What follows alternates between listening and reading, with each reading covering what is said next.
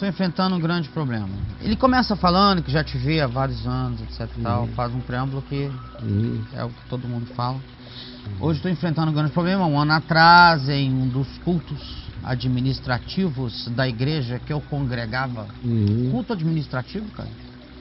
Não, não tem culto. É que nas igrejas mais históricas, como a Igreja Batista, por exemplo, Tá. o nome daquele culto, daquela sessão de administração interna, muitas vezes é chamado de culto administrativo. Na Assembleia de Deus, muitas vezes tem igrejas da Assembleia de Deus que chamam essa... Tudo é culto. Até quando vão fazer administração é um culto. Aí o cara chega lá, lê um salmo, faz uma oração, começamos o nosso culto administrativo. Tá faltando papel higiênico? Entendi. Aí vamos em frente. Beleza. Quem está cuidando do terreno tal? Essas coisas. É o culto administrativo. Culto administrativo. Tá. Para não perder a piedade. Eu sei. É coisa de crente. Não perder a piedade. Desce a lenha. Aí não perderam a piedade porque aquela desgraça lá se chamava culto administrativo. Eu sei. Você vai ver o que aconteceu nesse no culto administrativo. Tá bom. A perda da piedade. Tá bom. E aí? Fiquei surpreso com a atitude do pastor. Ele disse que iria fazer um recenseamento para a exclusão de membros. Ele ia fazer um recenseamento. É uma igreja tradicional que tem hall de membros. Isso não existe numa igreja neopentecostal, só igreja tradicional. Quanto mais tradicional, mais histórica, mais ela tem hall de membros. Então você, se um dia se batizou e está há 20 anos sem aparecer, você está no hall. Mas você não valida a sua presença, a sua filiação com a sua presença, pela sua presença. Você está ausente. Então o que o pastor está dizendo é, deve ter aqui uns 2.000, 3.000 que dizem que são membros, mas só 630 frequentam, porque ele conta cabeça por cabeça. Pastor de igreja tradicional conta cabeça por cabeça. Cada cabeça ali significa alguma coisa. Aí ele está dizendo assim, a gente não pode ficar com um hall tão inchado e uma frequência real tão diferente. Aí, fazendo isso, ele valida os que estão indo se sentem superiores, e gera, já que os outros estão sem ir há muito tempo, gera de duas uma coisa. Ou o cara, quando recebe a notícia de que foi cortado, fica angustiado, volta, como tem muitos que... Parece que se tirar o nome dali, o cara teve o nome apagado do livro da vida. Cara. Teve o nome apagado da salvação. Aí o cara volta, e tem aqueles que ficam zangados, eu já não estava indo, agora que eu não vou mesmo. Aí se ressentem de vez. Mas qual é a história aí? Pois é, aí ele vai fazer um recenseamento para a exclusão de membros. E o pior, sem comunicar a ninguém. De repente, perguntei como seria esse recenseamento.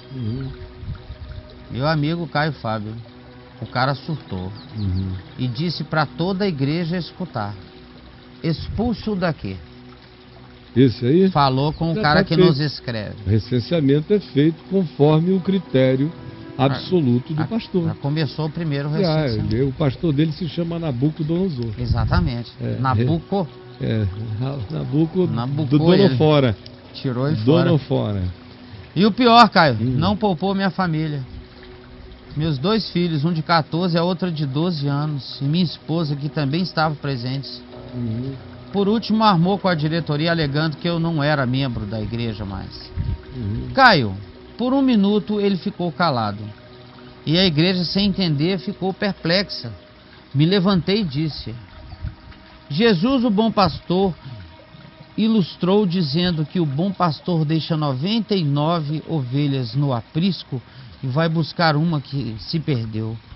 Você fez isso, pastor? Depois dessa colocação, ele encerrou a sessão. Isso aí não é igreja, esse cara não é pastor, nada disso vale a pena. Pegue os filhinhos, a mulher dele, vá cuidar da alma deles, no Senhor Jesus, no Evangelho. Isso aí não é igreja, gente. Isso aí é uma maçonaria. O pessoal não entende nunca, né? Não entende nunca. Meu Deus, o que se cultua é essa coisa que não é igreja.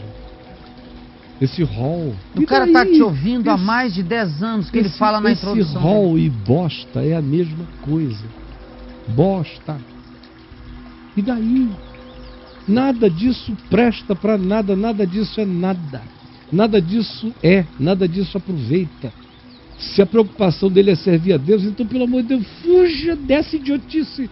Quando é que você vai imaginar que o Deus eterno faz parte dessa idiotice? Esse cara aí não é pastor, ele não está afim de nada, ele quer poder, grana, importância, segurança. Só isto. Quando é que vocês vão entender, meus amigos? É tão óbvio. E aí? Aí ele pergunta, né, Caio? O que eu faço, né? Meus filhos querem escutar de tudo, menos igreja e pastores. Claro, o que é que vai aguentar um negócio desse? O que é que faz? Meu Deus, tá me ouvindo há tanto tempo, então agora me leia. Ele fala que tem 10 anos que ele tá te vendo. Não entendeu ainda, não entendeu, amiguinho, não entendeu mesmo. Sabe, você me ouviu aqui e ali, mas você não estava preparado para mim. Provavelmente você começa a ficar agora mais preparado. Do contrário, me ouve e não me entende. Agora pode ser que você comece a me compreender. Eu peço a você que pegue o meu livro Um Só Caminho, para ler Um Só Caminho, e o Sem Barganhas com Deus, mas leia Um Só Caminho. Comece a ler.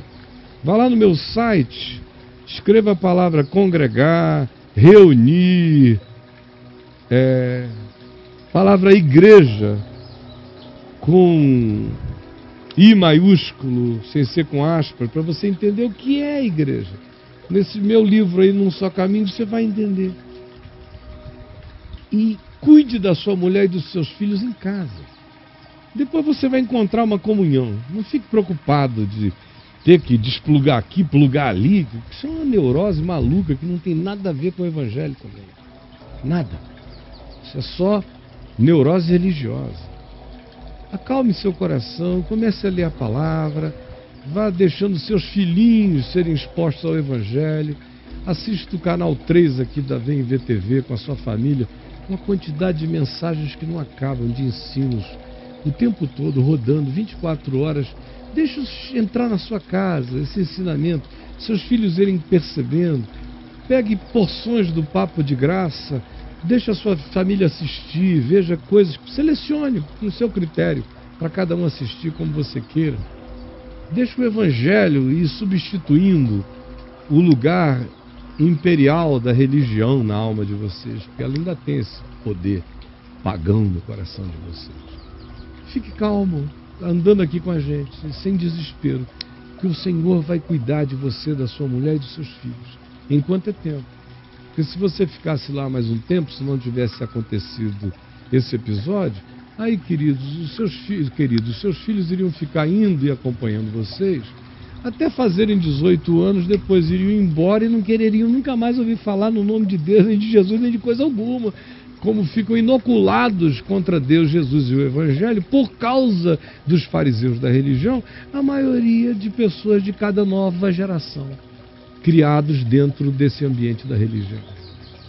Então, por favor, sem angústia, seja pai e carinhoso, cuidador da sua família, e inverta as suas prioridades. Eu sei que é difícil, a pessoa fica viciada no espírito da seita, mas saiba, vocês estão envolvidos com o que não tem nada a ver com Deus. É a mesma coisa que me perguntar: escuta, eu estou com um problema com um motor de um navio no estaleiro, e o meu pastor me disse que se esse motor não funcionar, eu perco a salvação. É mais ou menos assim essa idiotice. Vocês vivem assim. Todo mundo vive no meio dessa porcaria e enfiando Deus nessa miséria. Não tem nada a ver com isso. Antes todo mundo fosse ateu desse Deus, porque pelo menos seriam virgens de tanta porcaria e teriam uma melhor chance de conhecer o Evangelho, pura e simplesmente. Aí vem duas perguntas, cara, que ele vai fazer para você aqui no pensamento dele. Como eu vou fazer se eu não vou mais reunir com os meus amigos? Eu preciso congregar. Já mandei lá no meu site fazer essas Santa perguntas. Ceia. Já mandei. Como é que eu vou fazer? Vai lá ler Um Só Caminho e responde isso tudo. Um só caminho.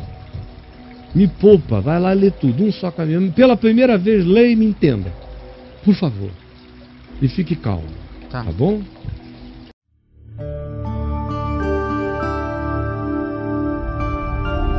VNV TV. O canal é você.